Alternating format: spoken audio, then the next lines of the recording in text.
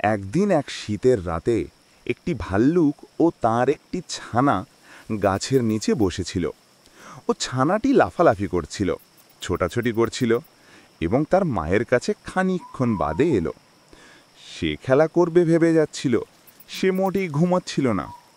তাই তখন ভাল্লুক ছানাটিকে বলল, আহ আহ বেটে, এখন আমি খেলতে পারবো না, তুই অন্য কারোর সাথে গিয়ে খেল খেল। না, তোমাকে আমার সাথে খেলতেই হবে। ওটো বলছি, তাড়াতাড়ি করো, আমি খেলবো তোমার সাথে। আর না হলে তুমি আমাকে গান শোনাও। ঠিক আছে, তাহলে তুই এখানে বস, আমি তোকে গান শোনাচ্ছি। আর এই গান শোনার পরে তোকে চুপচাপ ঘুমাতে হবে। এই কথা শুনে ছানাটি চুপচাপ বসে পড়ল এবং ভাল্লুকটি গান গাইতে লাগল এবং অনেকক্ষণ ধরে গান করে যাচ্ছিল।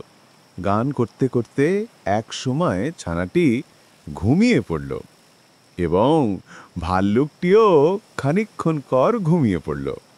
তারা দুজনে শান্ত শীতের নিদ্রা দিল।